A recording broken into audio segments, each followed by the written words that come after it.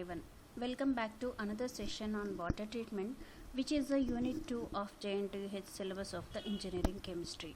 Myself, Dr. M. Sarita, working as Associate Professor of Chemistry Department in St. Peter's Engineering College. In my previous sessions of water treatment, I have discussed about the different concepts of properties of water, like hardness of water, as well as the different treatment methods of water, that is internal and external treatment method. In this session, we are going to discuss about the estimation of hardness of water by EDTA method as well as potable water treatment method. Now coming to the first topic of today's session, that is the determination of hardness of water by complexometric titration. So this is complexometric method is a method where we are going to obtain one of the product as the complex in the titrations. So the titrations in which complexes are observed as the products, that methods are known as the complexometric titration methods. Now coming to the hardness of water, hardness is the characteristic property of water which prevents lather formation with soap. And hardness of water is due to the presence of chlorides, sulfates, bicarbonates and carbonates of calcium and magnesium, and sometimes iron also. So in this session we are going to discuss about the determination of hardness of water by complexometric method. So in this method we are going to use three main chemicals. One is EDTA, which is known as ethylene diamine tetraacetic acid, so which is a chelating ligand, and it will form 6 bonds with the metal ions like calcium and magnesium. When EDTA is treated with the calcium and magnesium, it will form a complex because it is the hexadentate ligand, and which is having 2 nitrogen atoms of the amino group and 4 oxygen atoms of the carboxylic acid group. Also it will have 2 more carbonyl oxygen group, but carbonyl oxygen will not form bond with the calcium and magnesium during the complex formation. And here the complex is formed because of the attacking of 2 nitrogen atoms of the amino group and 4 oxygen atoms of the carboxylic OH group with the metal ions like calcium and magnesium. So in this titration, the pH has to be maintained between 8 to 10. So for that purpose, for maintaining the pH, we are going to use one ammonical buffer solution, that is the combination of ammonium hydroxide and ammonium chloride. At this particular pH only, the calcium and magnesium ions will form complex with the EDTA. And for any titration, we have to use the indicator which will indicate the neutralization point or completion of the reaction. So in the complexometric method, for estimating the EDTA, for estimating the hardness of water by EDTA, we are going to use Areochrome black tea indicator, which is blue in color. These two are the main chemicals which we are using for this titration. First is the EDTA, that is the full form of the EDTA is ethylene diamine tetraacetic acid, which is having the 2 amino groups which are attached to the ethylene as well as 4 carboxylic acid groups. Generally in the titration, disodium salt of EDTA will be used because EDTA is less soluble in the water, so disodium salt of EDTA will be used for the titration because of its high solubility compared to the EDTA. Now coming to the indicator, this is the Areochrome black tea indicator. The structure of Areochrome black tea indicator is this one, and the EDTA will form complex with the metal ion. Here you can see it is having the 6 bonds formed with the metal ion. EDTA is the hexadentate ligand, and 4 oxygen atoms of the carboxylic acid groups as well as 2 nitrogens of the amino group will chelate bond with the metal to form the metal EDTA complex, and this metal EDTA complex is a colorless complex.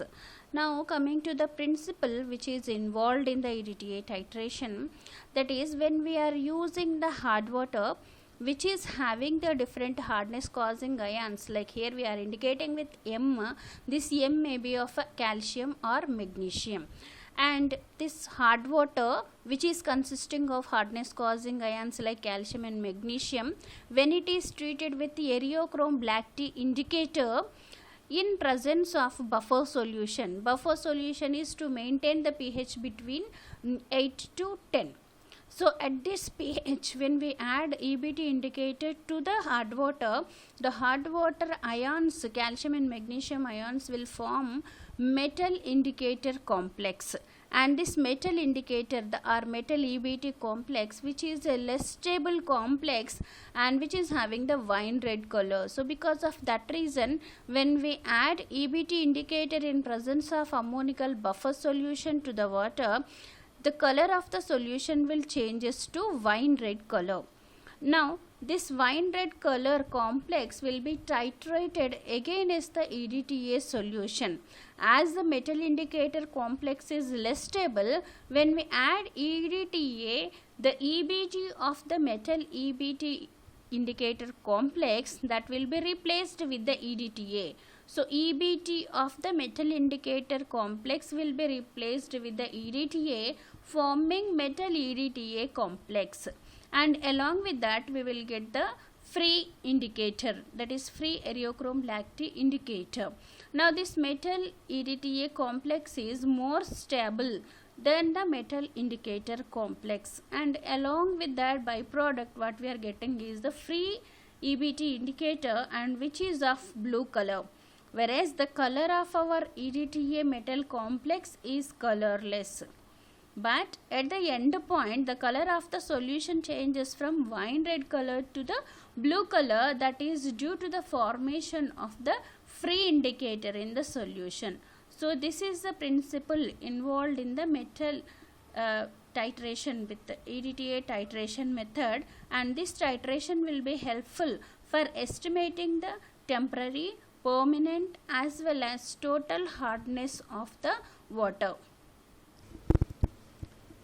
The next topic of today's session is potable water treatment. Potable water is nothing but the drinking water which is supplied by the municipality for the domestic usage. So the potable water, if you want to use the water for the drinking purpose, what are the requirements for the potable water? When we will use the water for drinking purposes, when the water is perfectly cool, and when it is clear and colorless, and when the water is free from different objectionable solids like the particles of plants or animals, and it should be odorless. Also it should be reasonably soft. The total amount of all the salts which are present in the dissolved form in the water, that must be below 100 ppm. Then only the water will be fit for using for the drinking purpose, and the water must be free from the different organisms and bacteria which are producing diseases. So always the water which will be used for the drinking purpose must be free from pathogenic bacteria and other microorganisms, and the total amount of dissolved oxygen in the water must be 5 to 7 ppm. Also the turbidity present in the water must be below 5 ppm. So then only the water will be suitable for drinking purpose. So from the sources of water, when we are collecting the water, it will not be suitable for drinking purpose directly. So it will be treated with some steps, and then only it will be supplied for drinking purpose to the domestic usage.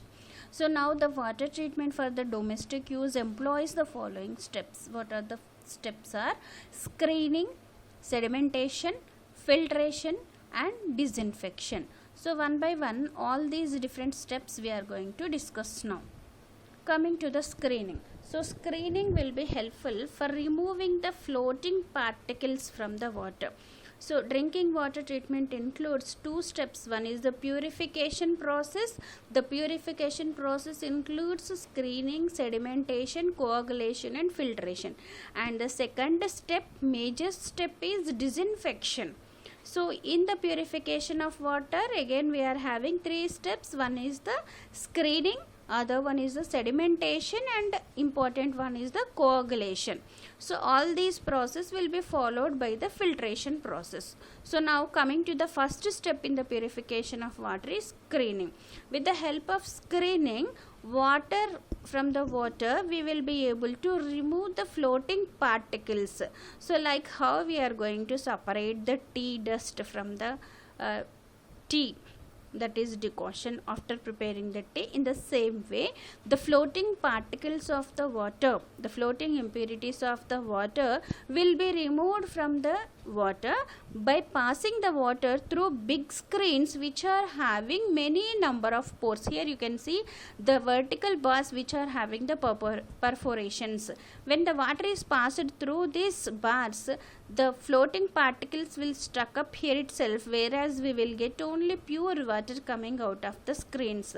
So with the help of these screens we are able to remove the floating particles, maybe parts of plants or any other floating particles will be removed from the water.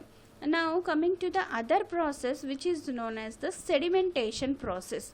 Sedimentation process is helpful for removing the particles which are fine and also which are colloidal in size.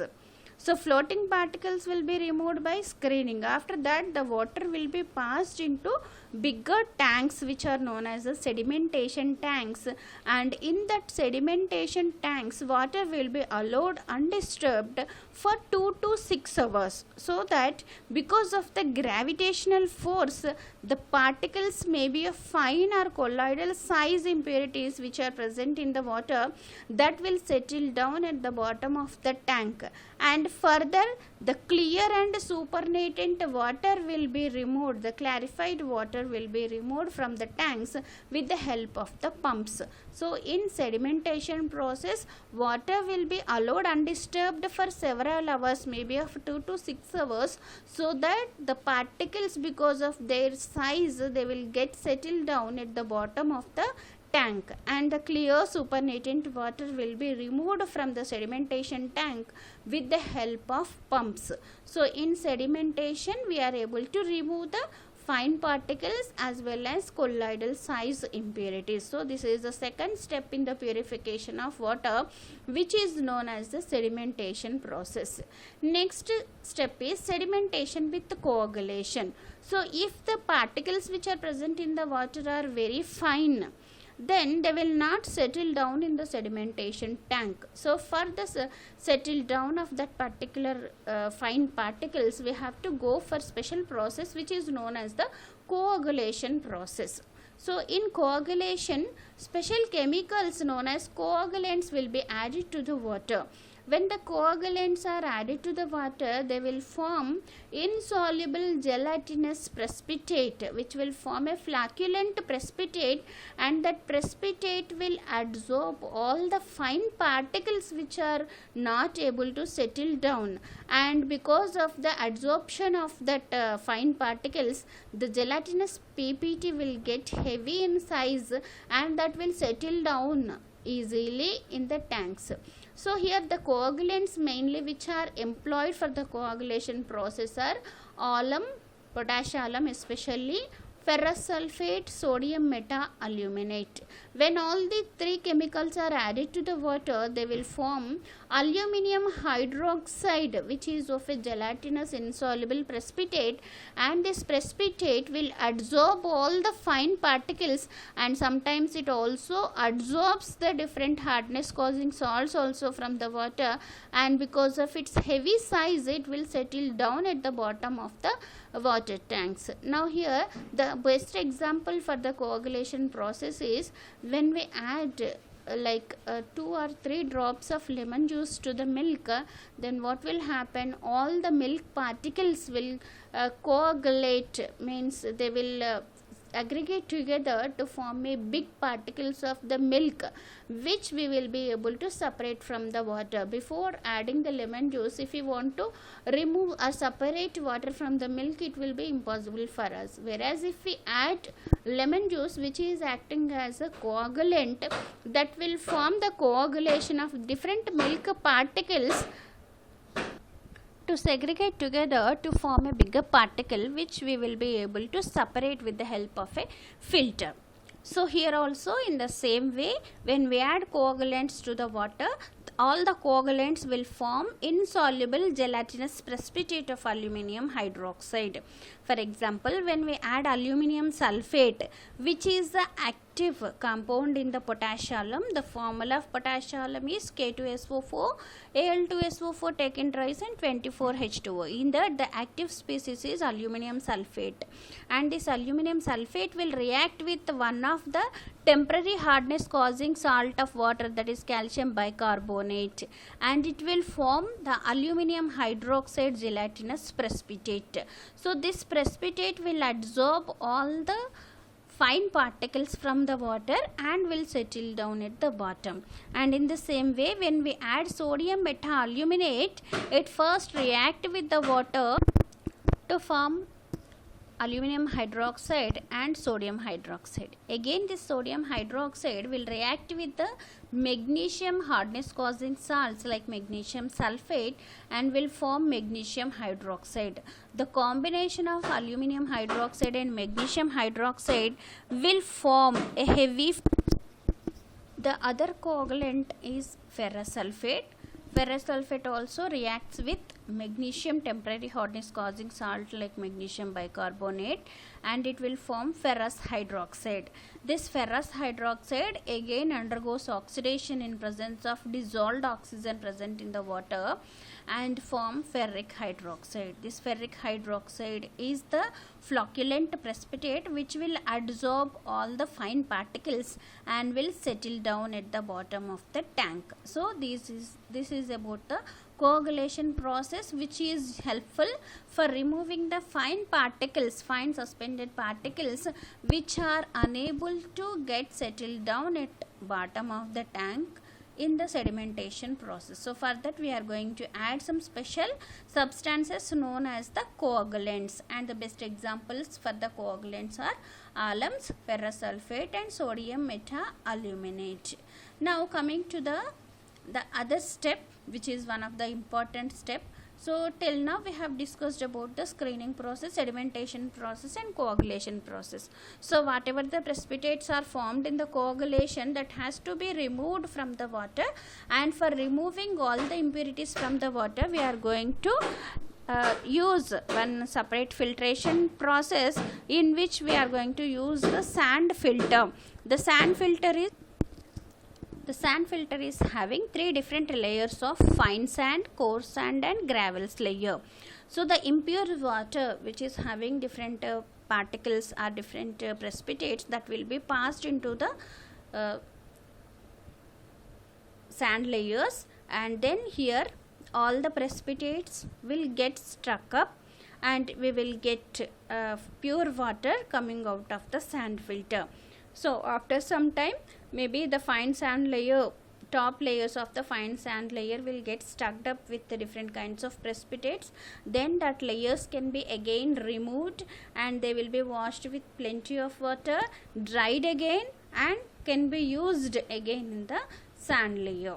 So the fine sand layer, coarse sand layer and gravels layer, these three layers are present in the sand bed and which will be used for the filtration of water. So filtration process is helpful for removing all the precipitates present in the water, and the clear water will be removed out of the sand filter. So in this process we will be able to purify all the different kinds of impurities from the water.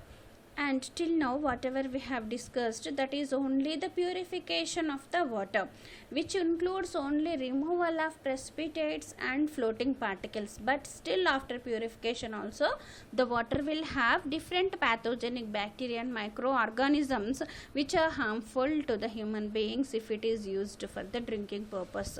So here we have to go for the applying of one more special process which is known as the disinfection process, to remove all the different kinds of pathogenic bacteria, virus, protozoa and other microorganisms from the water. So this process is known as the disinfection process. The process of killing the pathogenic bacteria and microorganisms present in the water is known as the disinfection process or sterilization process. And the chemicals which are used for the disinfection process are known as the disinfectants. And we can go for the application of different methods for the disinfection process.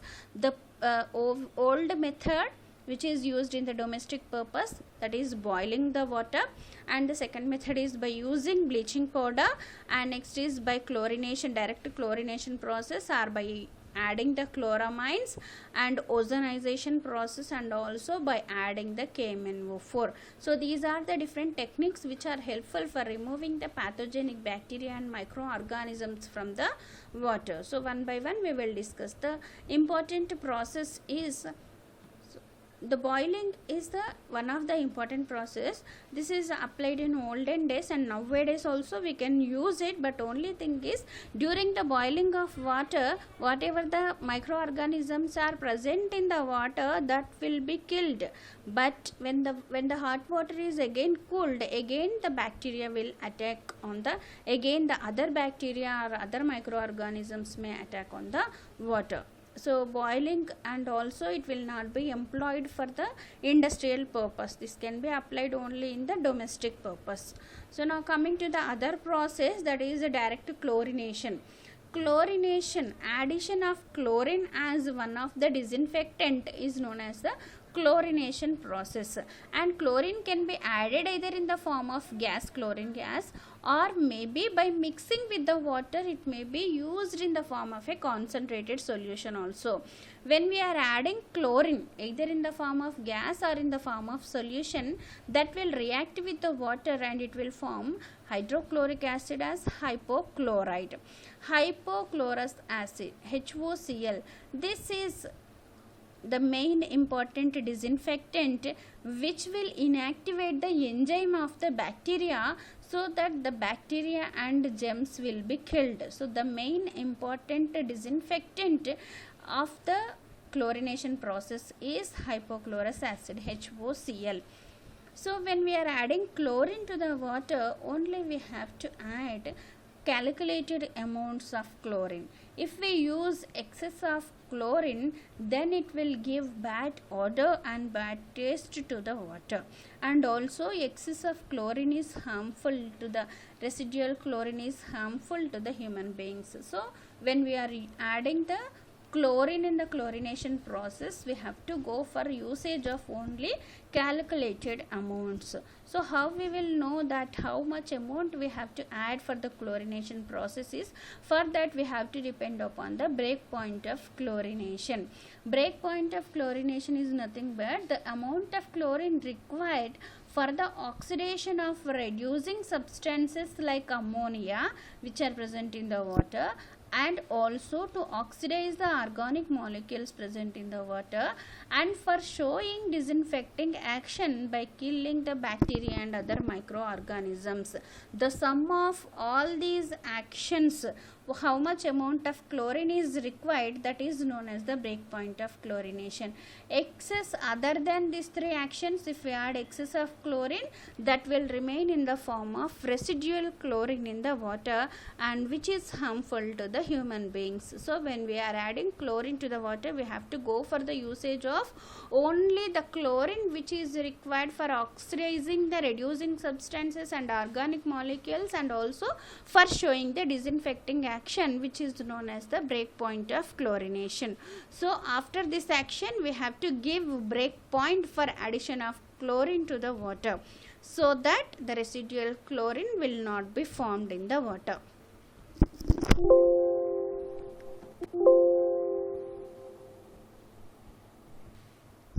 The other method for the disinfection process is ozonization.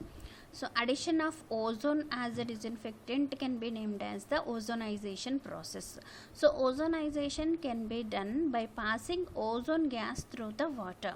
How ozone gas is prepared is by the silent electric discharge of the oxygen gas, we will get the ozone gas, and this ozone gas is highly unstable, and when it is added to the water it will dissociate or break down to form the molecular oxygen as well as nascent oxygen. So this nascent oxygen will inactivate the enzyme of the bacteria so that the bacteria will be killed. So nascent oxygen is responsible for the disinfecting action of the ozone gas. The contact period of the ozone gas is for 10 to 15 minutes, and the dosage of 2 to 3 ppm is enough for the ozonization process. So what are the advantages of ozonization is it will sterilizes, bleaches, decolorizes and deodorizes the water, and excess of ozone in the water is not harmful like the chlorine. If we use excess of chlorine, that is harmful, whereas if ozone is excess, it will not be harmful because it decomposes to give the oxygen, molecular oxygen. Ozone improves the taste of the water and highly potable, thus sterilized with the ozone. Highly sterilized potable water can be highly sterilized with the ozone. Only disadvantage of the ozonization process is ozone gas is highly expensive. So and also ozone is corrosive agent. It corrodes the material of the water tanks, so it cannot be used for the industrial purpose because of its expensive nature and also because of its corrosive nature. So this is about the ozonization process. So these are all the different techniques which are employed for the potable water treatment. In potable water treatment, here you can observe the water will be, this is the diagram which is showing all the different steps which are involved in the potable water treatment. So water is first passed through the screen where coarse particles will be removed, then it will be followed by sedimentation process. In sedimentation process, the water will be allowed undisturbed for several hours in the sedimentation tanks, and the clear supernatant water will be passed into the another chamber where we have to add the coagulants for the coagulation process to remove fine particles which are unable to settle down. So then the water will be filtered by passing through sand filter, then it is subjected to the aeration process. In aeration process, the gases of the water and air will get exchanged so that water will get sufficient amount of dissolved oxygen, because 5 to 7 ppm of dissolved oxygen is sufficient for the drinking water. It is required for the drinking water. So aeration process is also one of the step involved in the potable water treatment. Then the water is subjected to the important process, that is a chlorination, one of the process in the disinfection step. So now after the disinfection process, the water will be stored in the storage tanks and it is supplied to the user. So this is the schematic diagram which is showing the potable water treatment. Thank you very much for watching.